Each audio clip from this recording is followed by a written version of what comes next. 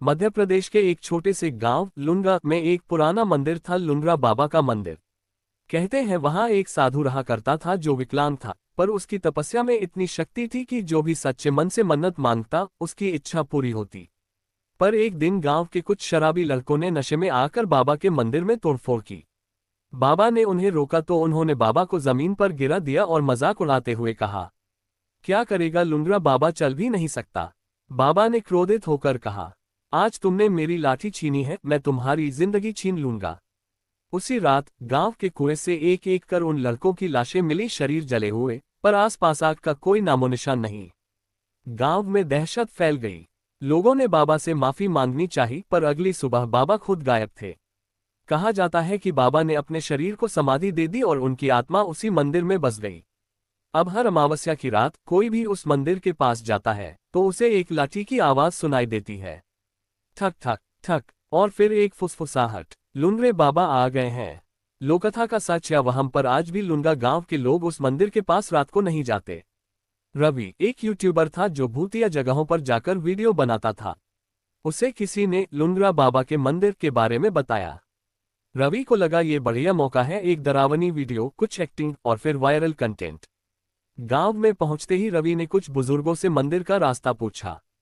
सबने उसे मना किया, बेटा मत जाओ उस तरफ, अमावस्या की रात है, बाबा जागते हैं। रवि हंसा, बाबा अब सोशल मीडिया पर आएंगे। रात 12:10 बजे रवि अकेले मंदिर पहुंचा। कैमरा चालू था। मंदिर टूटा फूटा था, मगर अंदर अब भी एक लकड़ी की पुरानी लाठी रखी थी। रवि ने मजाक में वो लाठी उठा ली और बोला, देखो दोस्तों, ये रही लुंड्रे बाबा की लाठी, अब डर किस बात का। तभी कैमरे में रिकॉर्ड हुआ मंदिर की दीवारें अपने आप कांपने लगी। हवा एकदम ठंडी हो गई और पीछे से एक आवाज आई, लाठी तो उठा ली, अब पैर भी टूटेंगे। रवि पीछे मुड़ा, वहां कोई नहीं था, लेकिन मंदिर के फर्श पर गीली मिट्टी में एक लाठी के निशान बनने लगे, जैसे कोई अदृश्य शख्स चल रहा हो। ठक ठक ठक, रवि ने दौड़ लगाई, पर उसका पैर फिसला, कैमरा नीचे गिरा और लाठी की एक तेज आवाज आई, धड़ाम। अगले दिन गांव वालों को मंदिर के बाहर कैमरा मिला। उसमें आखिरी फुटेज यही थी, रवि के गिरने की, और फिर एक परछाई जो कैमरे के सामने झुकी और बोली। एक और नासमझ आया, बाबा की चेतावनी अब भी कोई नहीं मानता। अब वो वीडियो यूट्यूब पर अपलोड नहीं होता। हर बार स्क्रीन ब्लैक हो जाती है और एक ही वाक्य उभरता है, लुंड्रे बाबा के मंदिर में मजाक नहीं चलता। रवि के लापता होने के 3 दिन बाद उसका छोटा भाई अभय गांव आया। वो पुलिस से भी मिला, पर कोई मदद नहीं मिली। गांव वालों ने साफ कह दिया, मंदिर गया था, फिर तो वापस आना मुश्किल ही है। बाबा किसी को नहीं छोड़ते। लेकिन अभय हार मानने वालों में से नहीं था। वो रवि का कैमरा लेकर उस वीडियो को बार बार देखने लगा। हर बार उसे एक नई आवाज, एक नया लाठी का निशान और कैमरे की लाइट के कोने में एक साया दिखता।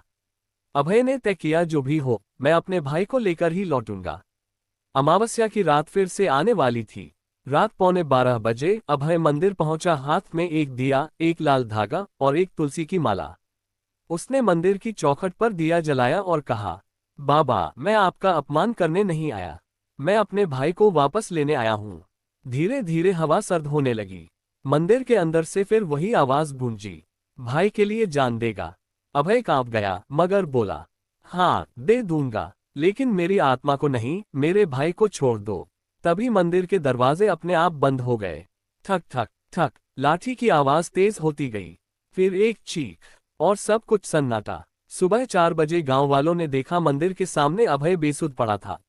उसके पास रवि भी था, बेहोश लेकिन जिंदा। पर एक अजीब बात हुई, अभय का दायां पैर लकवाग्रस्त था।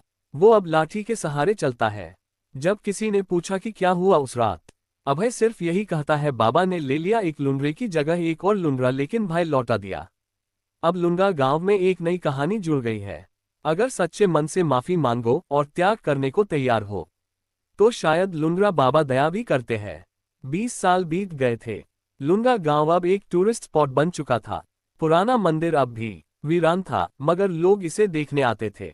रवि और अभय दोनों अब शहर में बस चुके थे। अभय अब भी लाठी के सहारे चलता था, लेकिन उसने कभी अपने बच्चों को मंदिर के बारे में नहीं बताया। पर किस्मत को अधूरी कहानियां पसंद नहीं।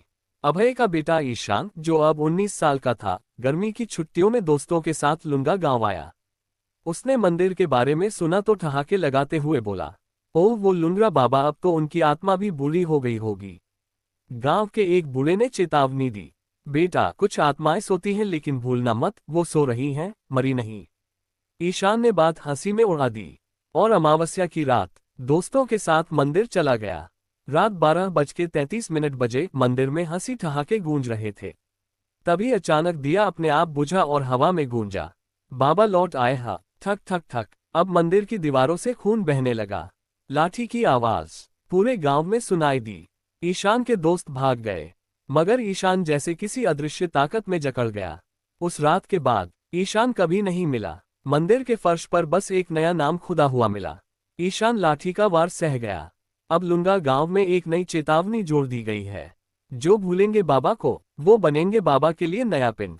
और मंदिर के दरवाजे पर आज भी लिखा है, यहाँ सिर्फ श्रद्धा लाओ, वरना लाठी तुम्हारा इंतजार कर रही है।